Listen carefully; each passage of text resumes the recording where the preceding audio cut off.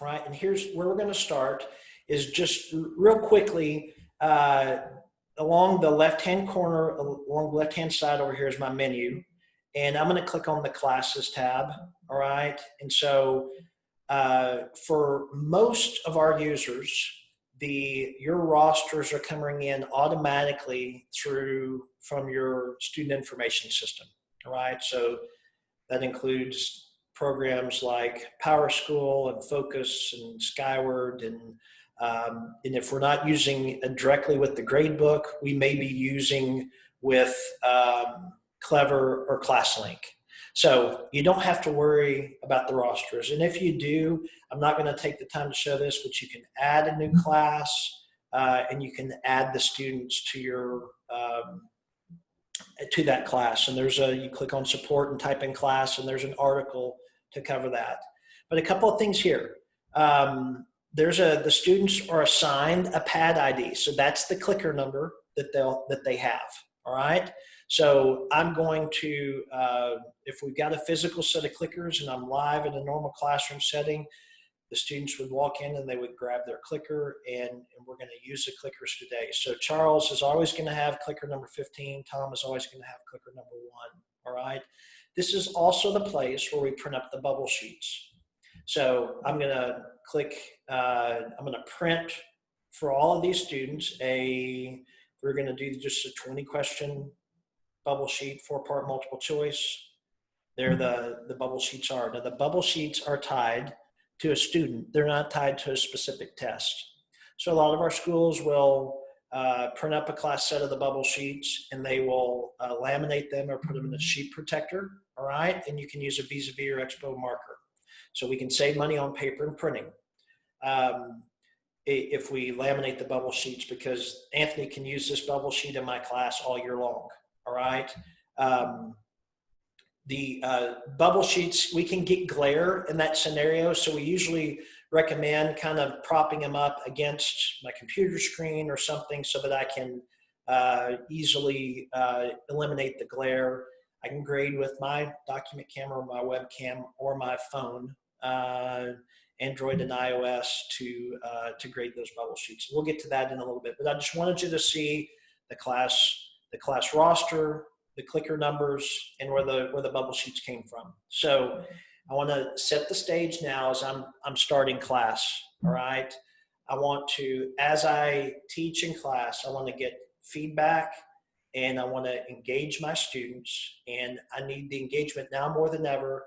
If they're remote, if it's this hybrid live class, some students are in class, some students are at home, or if they're all at home and we're doing something together at the same time, synchronously or live, I want them engaged and on task, right? So from this screen right here, what I'm gonna do is I'm gonna launch the clickers, all right? Now, because I have a hybrid environment, I'm gonna select use the all-in response pads, okay? If every student had a Chromebook, we could use the Webclickers, but not every student has a Chromebook in this scenario, so we're gonna use the all-in response pads. And what I'm gonna do is I'm gonna name it. So we're talking about the solar system today, all right? Now, if I wanted to provide a Google Hangout, a Microsoft Teams, or a Zoom link right there for my students to click and launch that, I could provide that too. But I'm going to click on my class roster here, which is a 5B roster. So these are the students that I'm working with right now, okay? So I'm going to start teaching just like I normally do, all right? So, but when it's time for me to ask a question, all right, and if you kind of think about just your classes this past spring, you get to the point where you want to do a check for understanding, you want to ask a question, you say, okay, class, I've got a question, I need a volunteer. Well, the hands that go up in that moment are usually the same 2 to 4 hands. I also, if I were to ask you, can you picture students from this past year that never raised their hand all year long? And you probably can picture a number of students that didn't. So in this scenario, in this moment, using all-in learning, every student's going to participate. So the ability to check for understanding as we teach across all of our students is foundational to having success engaging and tracking our students, but having success with all learning, because we need this formative data as we go. All right. So the other key to this strategy here is it's zero prep. So if you think about, I want to use tomorrow, I'm teaching a class. If I want to use PowerPoint in my class tomorrow, what am I doing tonight? I'm building my PowerPoint.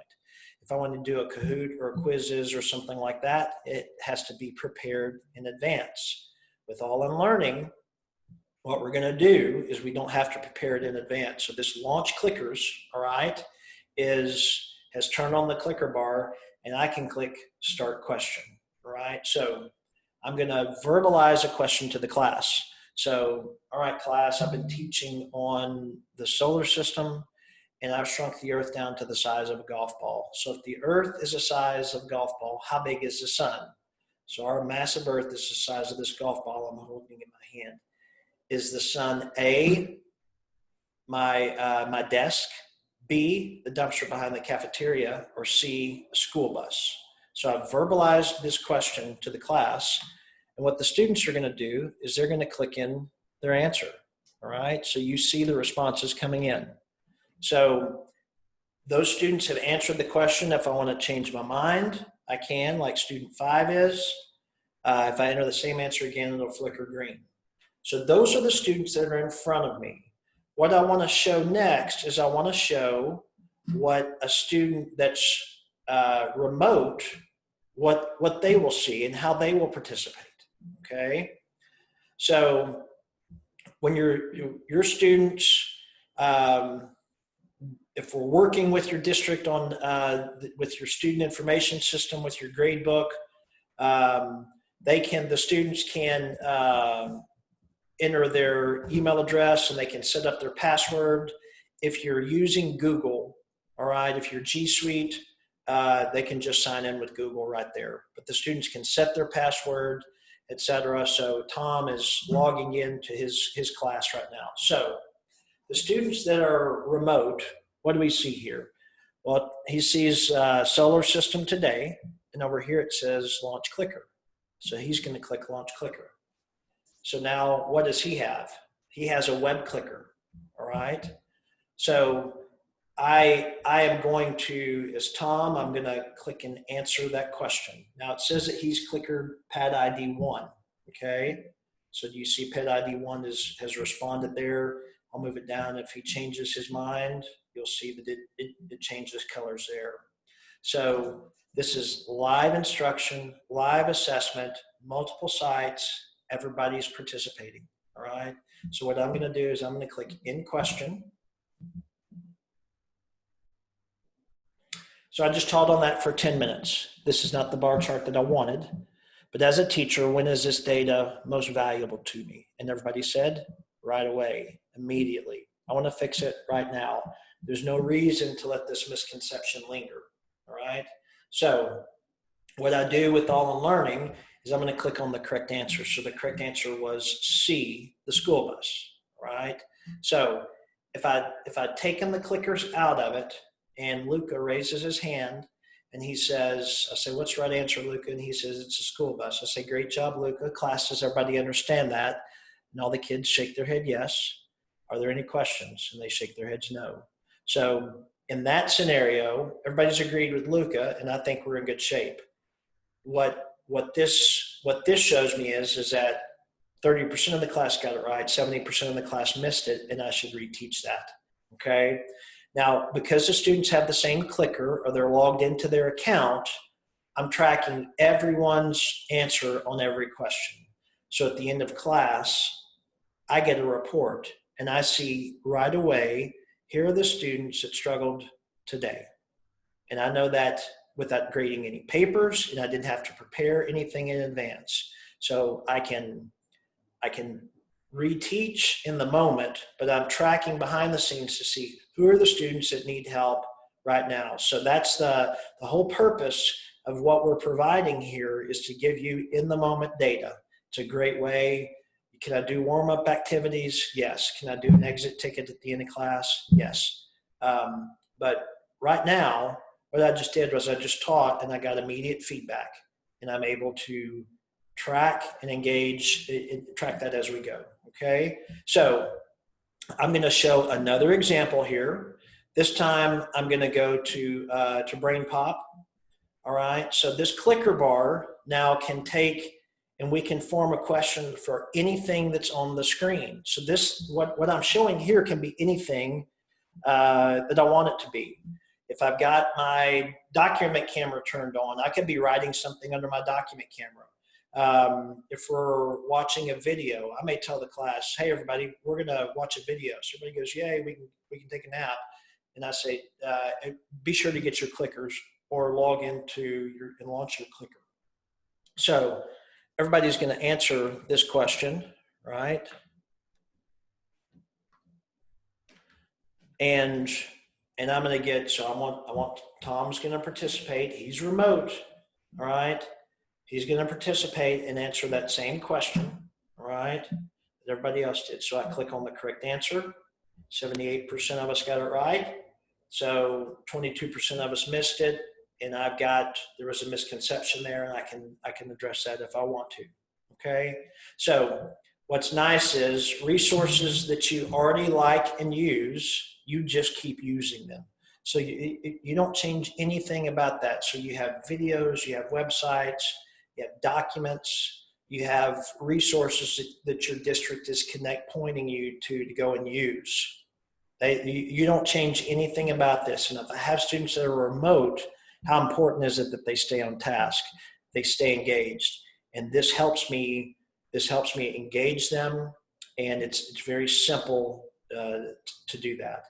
I'm going to show this. I'm going to get rid of my email address there. So I'm a math teacher, all right, and I need the students to solve this problem. The challenge is I've got 150 kids, so I would prefer not to grade this problem 150 times tonight.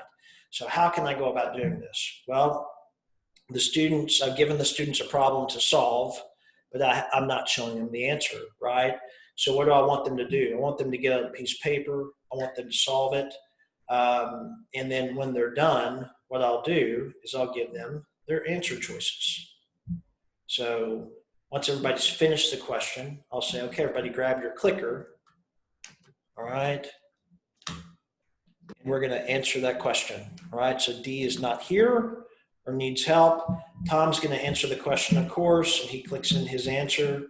And so when I click in question here as a teacher, I see that the correct answer, I'm going to click on the correct answer, which was A, 1. All right. One student answered C. So for my math people, they'll say, I know what that student did. Instead of subtracting 8 from this side, they added 8. Common error, all right?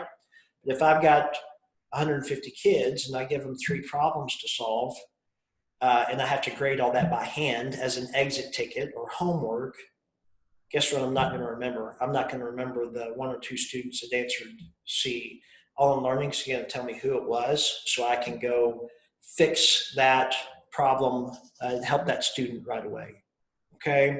So the purpose in walking through the clickers and the student engagement piece first is it brings real-time data and feedback into your live instruction. And that instruction can be with the students in class and the students remotely. But what this does is shapes intervention, it shapes small groups, it shapes how I'm responding to my class and what I reteach and what I keep going forward with. So that's the first piece.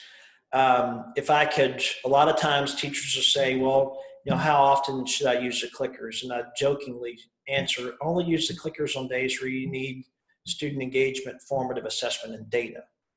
And that's every day, right? So, and because it's zero prep, we're enabled to do that. And we do have, we do have the all learning clickers, but where you have student devices, those can be clickers in our cloud. Those students can be logged in class, answering on their devices. They can be logged in at home, answering on their devices, right? So I'm going to end this and click okay, and it's going to write the data to the reports for me. I'm going to loop back later and we're going to look at the progress tracker. Okay, so we're going to come back to that. The next thing that I want to do is I'm going to go in, and we do have content. All right, so it starts all the way at pre-K. It goes all the way through high school. We've built some resources for the content. So I've got something here that says exit tickets. All right, and I've selected third grade language arts. I'm going to switch that to math. All right, and I'm going to say, so what I can do is I can say activate. I can push this out to the student portal so the students can take it at their own pace. I'm going to show you just the teacher paced clickers here. All right, so I've got this question. So I went click, click, and now I'm asking questions from All in Learning. These are tied, these are going to have a correct answer already selected, and it's going to be tied to a specific standard, right? So I'm going to click start question, and the students are going to answer the question, all right? Now I did a good job teaching this today, so I'm expecting a good score. So now I want you to see this, okay? So the students at home, well, what does Tom see?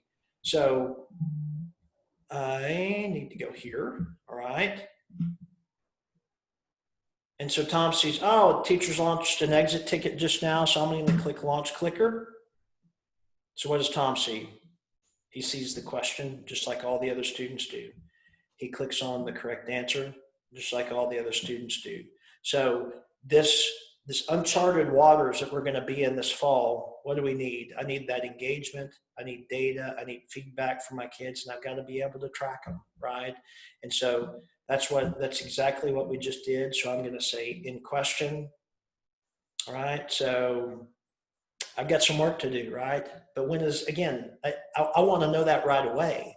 So I've got to readjust. I may not ask any more questions in this exit ticket right now because we've got some work to do for this to be valuable. So if I wanted to, I could just continue to click through and we could answer these questions here. All right. So part of what I wanted you to show there was the ease of activating an assessment for one of our exit tickets. All right.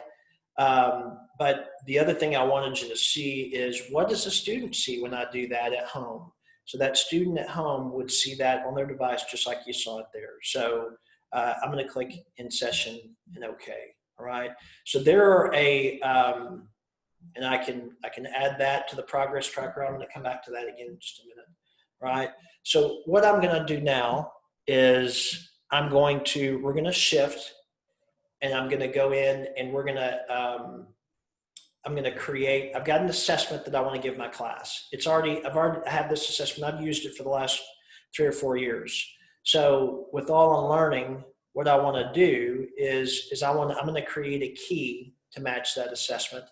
And I'm going to attach the standards, because we need the standards data, and you'll see it here in just a minute, the power of what we're doing here. So what I'm going to do is I'm going to create a new assessment, and I'm just going to simply build an assessment key. So I don't have to write in the questions. I don't have to write in the answers here. So a lot of you are using learning management systems or something like Google Classroom or It's Learning or Canvas or Schoology. All of those programs require me to go in and type in all my questions and answers. So that's a lot of effort, all right? We're the students we're gonna print up the bubble sheets, and the students are gonna take this test pencil and paper. So I'm gonna say build an assessment key, and I'm gonna say this is our 4.6. This is just our weekly quick check. All right, so I'm gonna go to 4th grade math practice, and I'm gonna click next. And so here's what I'm going to do now. So the test is already written, so I already know what the correct answers are. So the correct answer to question 1 is C, and 2 is A, and 3 is C, and 4 is B, 5 is D. You with me here? So I'm just entering the correct answer for each of these questions, all right? Now what I'm going to do is I'm going to attach the standards. So I'm going to go to the Insert Standards toolbar. I'm going to go to the Essential Knowledge and Skills. I'm going to go to the 4th grade math standards. By the way, you see there's a button when you get to the standards document itself. It says set that document as default. So that's my dominant grade and subject. Next time, and I hit set document as default, next time it'll take me right to the screen. But I'm going to take 4.2C here, and I'm going to map it to questions 1 and 2 and 6 and 10, right? I'm going to turn that off and go to 4.2H and map it to 9 and 5 and 3. I'm going to turn that one off and finish the other 3 questions out. All right, so I'm going to click Save Assessment. So I'm happy with that assessment. This is a multiple choice only assessment, so I'm going to go back to my lessons and assessments. All right, and now some of you have, this may be a refresher course for some of you who have used All I'm Learning before, so you know about distributing an assessment to your PLC. So your administrators will set up the PLCs at your campus, all right? And what you can do with that is you can click Actions and Distribute and select that 4th grade math PLC, and they'll put it in everyone's account. So that's the way that we've always distributed assessments. Now, here's the deal. When the coronavirus hit, we started thinking, what are some things that we can do to make it easier to share assessments? And we added this feature here called Get Embed Link. So what I'm doing now is I'm taking that assessment and I'm going to share that assessment with other teachers. So I'm going to copy this link here, all right? And then when I go to my, so this is grade 4 math weekly quick check 1. And I copied that link there. So now this is a Google Doc. Anybody that has access to this Google Doc that wants to give that test, they can, all right? I may share with them the link for the PDF or the Word doc of the test. I would need to do that so they know what the test is, right? But the reality is now anyone that has this link can launch it and grade that assessment. So only one of us has to do that. So we can kind of crowdsource these assessments and work together as a team at a campus or across our district to write and then the assessments and then build the keys in All I'm Learning. So that's a really good feature there. So so what I'm going to do now is I'm going to activate this assessment. I'm going to grade it with grade the bubble sheets. I'm going to use my document camera.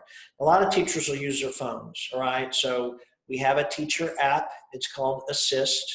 It works on both Android and iOS, all right? So grading it with my phone is super easy, but I can grade it. I've got a document camera set up here, and we're going to grade it like that. So what I'm going to do is I'm going to click Activate, and I'm going to select Scan Bubble Sheet. And I'm going to select my my celebrity class. All right, and then I'm going to turn me off, and I'm going to turn that one on. Okay, so it's fast, right? So we just graded Luca's test, and he got a 50. All right, so you can see Luca's name down there. We see his score right away. So all I'm going to do is Jimmy Fallon got a 60, and J-Lo really struggled. All right. So this was we had a rough time on this assessment, okay? Romo had a 40. But we just graded that test. So again, the key here is I didn't have to type in the questions and answers. I am getting standards data. I am grading this a lot quicker than I normally would by hand. But now when we're click done here and click in session and okay, the data is automatically in the reports, all right? So we ask you at the end of every session, would you like to add this session to the progress tracker, all right? So I'm gonna say yes. I'm gonna say add to tracker. So if you will see here, the first time you do an assessment for a class with a standards document, we say, you want to create a new one? And we say yes. So this class is now getting tracked on the 4th grade math standards. So you'll see it's been created. So here's what I'm going to do. I'm going to go look at a progress tracker that has data in it. All right. So this 5B class right here already has data in it. So if you've ever kept a spreadsheet with the students down the left-hand side and the standards across the top, that's what this is, except as opposed to you manually generating the data and manually entering it and manually keeping it up, we do it for you. All right, sounds too good to be true, right? So here's what we're going to do. I'm going to hide the empty columns. So now I only see the standards that have data in them. All right, so again, let's fast forward to the fall. So I have students that really haven't seen the classroom or the inside of a school building since early March. All right, so what do I need on them early on? I need to get, where are they, especially on the high leverage or the critical or important standards. All right, so we already know what's going to be on our state test, what the standards that they really like to assess. So what this is going to show me is that I'm going to collect that data with All in Learning, all right, and I'm going to add it to the tracker. So I'm getting a baseline of where is this class, and where are these students on the standards, all right. So again, my 5B class, we're tracking the 4th grade math standards. So I'm going to look at 4.2B. I'll zoom in here so it's easy to see. So I've asked 21 questions on 4.2B. The class has a 69.2, all right? Then I show you by assessment the score and the number of questions that were on that standard on that day. And then we see the next one. So hopefully there's an upward trend there, right? So that's good for me, class as a whole. What I'm concerned about are where are the students individually. So again, we're gonna zoom in here. We're gonna look at Tom, right? So Tom, on 4.2B, has answered 21 questions. His average is a 52.4. Well, that's a disaster of an average, right? But luckily, the average doesn't tell us the story. What tells the story is the trend line down here. So look how Tom got to that average. He missed all 5 questions here, and he missed 4 out of 5 questions there. So he started out with a 10 after the first two assessments. So I see that data, and I'm okay. We've got to fix this. So right away, I'm going to intervene. I'm going to help him. And then what happened after that intervention? Well, light switch flipped on, right? And he went on a tear, and he went from just a disaster to mastering this. So I want you to think about the power of this data. The ability to capture this with All in Learning is easy, all right? But now what is this? This is differentiation. This is personalization. This allows me to remediate accordingly, and all of that feeds into student agency. So now the students are owning the data. So do the students have to be in the classroom to see this data? Nope, they can be at home. If I've got a student-parent conference, is this data helpful in that? Yes, it documents it for me, all right? So I've got, this is a game changer in terms of me helping students and seeing their growth over time. It's a game changer for students seeing their own data and tracking that over time. So what would I do? How do I get the data to the students? Well, they have their accounts in our student portal. So I click Post to Student Portal, and now it's in their account. All right. So again, a lot of you have kept data like this by hand, and you did it for the very simple reason that it works and it's effective in helping our students. So the point that I want to make here is that we'll help you do it, right? So the challenge is this, right? You do an assessment in your district uses Google Classroom, so you do a couple of assessments there, and then you do a couple of assessments by hand, and then you do a couple of assessments in something else. I don't know, quizzes or something like that. All of them are good tools. All of them are effective. But now, where is the student's performance on that data housed? Where is their performance housed, especially as it relates to the standards? Well, it's in 3 places, and maybe it doesn't exist in some of those places. So how does All in Learning help? Well, now it's a central platform for us to capture data easily, to access that data, and then to track the standards. So, so that's why this part here is so critical, and that's why we've added a lot of content to the cloud and built resources tied to those standards to make this whole process easier for you. So anyway, that's the progress tracker. Okay. Now here's what I want you to see. A couple other things here in the reports. All right. We click in and we see right away here the students that struggled, so I can sort and see that. Right. This report right here, student non-proficient by standard. It's a mouthful, so sorry. They didn't let me name it, but I would have needed something easy. But so Christina had a 63 on this assessment, not good. But when I look down here, what does the data tell me? It tells me that she aced the standard, she did fine on this standard, and she absolutely bombed on that standard right there. All right. So I know where she needs help, and I can intervene accordingly. All right. What I can also do down here is I can post this report to the student portal. So now when she logs into her account, she can see that same data. So I see Miss Coleman, you have a question. So I was just going to let me see if I can unmute, or you can unmute you, I think, and ask your question.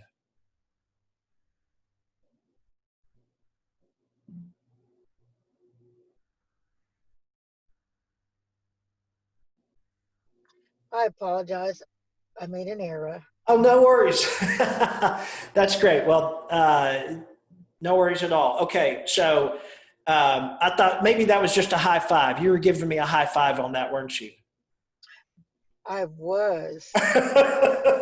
Well, thank you so much.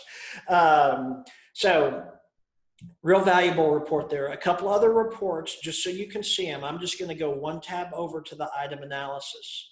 So this item analysis report here, what does it show me? We bombed question 2. Here was the standard on question 2. The correct answer was D. Just about everybody that missed it answered C. So I know there's a misconception there around that one specific distractor. And so what can I do? Back to the item analysis students, I can sort, and there are all the students right there that answered C, right? So there's my small group for that. Now, speaking of small groups, I want to go to the standards analysis tab. I attached standards. There's non-proficient students by standard. So I'm going to click on that. And I'm going to set a cut score here. And I'm going to filter. I'm going to show you now what that does is it's showing me every student that scored below a 65. And how are they organized? They're organized by standard. So now what do I see? I see all of the students that need intervention on writing and solving equations involving direct variation. And then I go down here, here's a different group of students, maybe there's some overlap, maybe not, that need help on this standard. And then here's the group of students that need help on this standard. Here's what happens a lot of times. Because you don't have this data, what will happen is you'll see the scores for an assessment and you see a low score, and the only recourse that you have is to review that student on everything on that test, because you don't have this data here. But with All in Learning, we've saved time collecting this data, all right? And now I know exactly the students that struggled by standard, so that allows me to differentiate, and it allows me to help those students specifically, all right? So just very, very useful, useful data. Now, we work with most of your grade books, all right? And what I mean by that is that these grades, that all these grades right here, you don't have to hand enter those grades into your grade book, okay?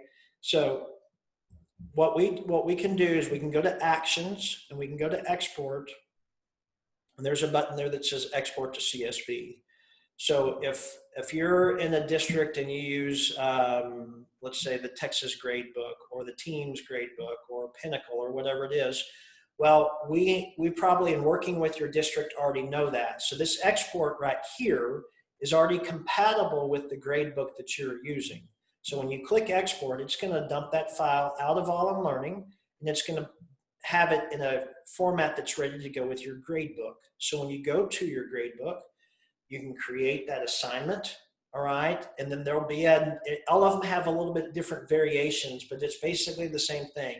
Import scores or select file to import grades or something like that. So we'll select this file and it'll pull those grades in. So one of the ways that we help you achieve a time savings when you consistently use All in Learning throughout the week, we help you save time on collecting the data, on analyzing the data, and then on getting the data to your grade book, all right? Now, we're in a number of districts and states that use PowerSchool, and so where that is turned on for those respective schools and districts and states, there's a button there that says Send to Power Teacher Pro, and what that does is with that click, it creates the assignment and writes the grades into that grade book automatically. So there's a preview of the data. All right. Now I'm going to show another option here on the assessments. All right. Now this one is a little bit more detailed. Okay, but I want you to see the capabilities that we have with respect to going beyond multiple choice to include some short answer and essay. Now, I'm going to, on my YouTube channel right here, all right? So if you go search in YouTube for the All in Learning channel, you'll find us there. I just posted the link for that. This first webinar right here says Distance Learning, and I've got, I show a variety of things in that. One of the things that I show is creating this assessment right here, okay? So I'm not gonna take the time to go in and create this assessment just because of the limited amount of time we have left, all right? But me creating this assessment, which has multiple choice, short answer, and essay, is in that video on our YouTube channel that I just shared with you. So here's what I'm gonna do. Again, if I wanted to get the embed link for this to share with teachers, I can. So I'm going to copy that. I'm going to take that to here. I'm going to add another one here, right? So I'm going to hop in and say, this is our variety ELA quiz, all right? And so now what I'm going to do, so I'm going to show you, what does this look like when I share that link? So any teacher that wants to, they click on that link and it prompts them to launch the assessment, all right? Now, so one of the questions came in around taking a test on the student devices. So I want to show you that. So I'm going to post this assessment to the student portal, all right? So I've got my classes here. The students are going to take this test on their device. So I'm going to select my 5B class, and then I've got to set up this assessment. So you've got to give us the specifics around, do you want to kick the students out if they leave the assessment screen? Do you want to scramble the questions? Do you want to provide them feedback? So I'm not going to do any of that right now, okay? I'm going to click Next, and I'm going to click Activate. Now, back to March, and when the pandemic hit, we had people saying, I want to use the All in Learning student portal, but I don't know how to tell the kids to get to the test. And so we're like, well, you tell them this or that. And so we came up with this idea of, well, let's embed this assessment, okay? So what this allows me to do, so I want this class to take this assessment. So I'm going to click this button right here, and I'm going to click copy the embed link. And so now whether you use It's Learning, Canvas, Google Classroom, Schoology, or something else that's out there, that's great. What I'm going to do is I'm going to go to that resource. So now here I am in Google Classroom. I have something to share with my class. So I'm going to say, please take quiz today. And I'm going to add the link for that assessment. So I'll just click add that. And I'm going to click post. So now the students will go to Google Classroom or It's Learning or Canvas, etc. Hey, there's a link the teacher just said. So I'm going to launch that assessment. So they're right into this assessment, okay? Now, again, in the webinar, I show how to create this assessment, but I actually didn't type most of these questions in. I imported them from PowerPoint. So I'll walk through that again in the other webinar. Here's a question that has short answer on it, so I'm going to type in my answer. Here's another short answer question. So there's a vocab question. Here's question 4. So now I've got to write a paragraph describing the major theme of Romeo and Juliet. So now this is student work. So what does it look like for a student to create something and then submit it to me so I can grade it? Well, I'm going to show you. I'm glad you asked. So I can upload a file. I could type in the work if I wanted to. So if it's just a writing prompt, we can just do that.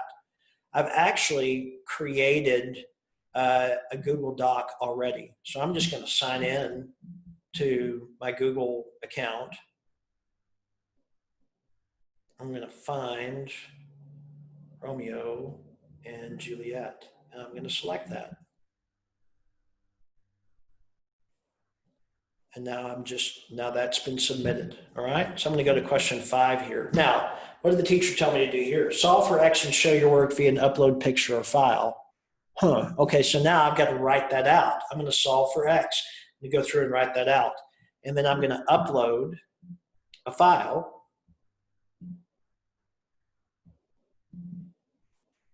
I'm going to click upload. So Tom has taken this test. I'm going to say I'm finished. So I show in the other webinar, I show creating that. I walk through step by step on that. Okay, I didn't show that just to save time, but I wanted to see the student experience because this testing interface that we've created is mirrored on the Pearson NAV test, which is the online testing platform that's going to be used in states like Texas and North Carolina, et cetera. They're moving to online tests for the state testing. And so I'm going to click unfinished. All right. And now Tom submitted his test. So what do I, as a teacher, see in that environment? So I'm going to go back here to this actually. Okay. So Tom, it says that he's finished the test. There's one question that needs to be graded and he's got an 80. So I've got some work to do here, right? So he got those first 3 questions right. Great job, Tom. So now remember these last 2 questions were student work, right? So I'm going to view the student work. Okay, so I read through this. Okay, you're on to some good things there, all right? So I'm not going to...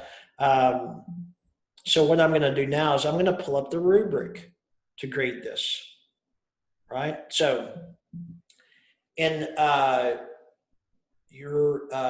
have the ability, so this is a sample writing rubric, all right? This is something that I created. So you're able to create these categories, these grading levels, and fill that in. So you can be a PE teacher grading students on a rubric. You can be an art or a social studies teacher. You can be grading projects, whatever it is. So this is completely definable by you. What this gives me, though, is it gives me the ability to go in and award the students quickly, award them the points that they earned on that project, essay, etc. Okay, so I'm going to click Save and Close, right? So there's that one. So think about how easy that is to grade that. And now we're going to accumulate the data. So as you grade these other essays, we're going to tell you how many students got a 2 on focus and opinion, how many got a 3 on language arts. All that, we're accumulating that data for you. And then here's a view of the student work here. So what does this look like? Well, you took a picture of it. There it is. It checks out great. I mean, he got a great. So if I was going to dock him points on that, I can. He got a 4. It already defaulted to that. So I'm going to click in session, and I'm going to click OK, and it's going to write the data to the reports there. So again, I can add that to the tracker. One of the on the student side, all right, in the reports. So when I go to the sessions tab, this is where I can see how I did on these assessments, right? So I'm going to look at Tom here, or I'm Tom looking at this and say, hey, oh great, I got an 80 on this math test, on this reading test. Oh, he got a 50 on one of the standards. He missed 2 out of the 4 questions. He did great on, I did great on these, but this is where I need, okay, so I need to go explain how the use of text structure contributes to the author's purpose. So maybe the teachers provided me a Khan Academy video or YouTube video to go watch since I struggled on that, all right? So detailed feedback by standard, the students can own this data. That was not my night, that was not my weekend, that was not a week later. This was data that's being pushed to them instantly, okay? Now, I showed just now the example of grading a rubric, all right? So what do the students see when I grade one of those rubrics? Well, here's what they see right here, okay? So I've got, think about the detailed feedback that you're providing your students in this scenario, all right? And then we talked about the progress tracker, all right? So what do I see as a student when I log into that tracker? Well, I see my data on these standards, and I can see the performance over time. So all of this, in this new world that we're living in, data it's so important, and it can't be a crushing burden for you to have to work all day and then go home and grade papers and then try to get that feedback to students because they're not going to be in class for the next 2 days or whatever. All the learning helps me solve that. So it's one place I can turn standards data to them. They can see how they're doing in the progress tracker so they can see their growth over time, all right? So, and then what you're getting is you're getting this much better feel. Where's my class? Who are the ones that are struggling? What are they struggling on? How can I help them? Who do I need to have help me on my team with that? So I'm going to stop the recording right here. Okay. Thank you all.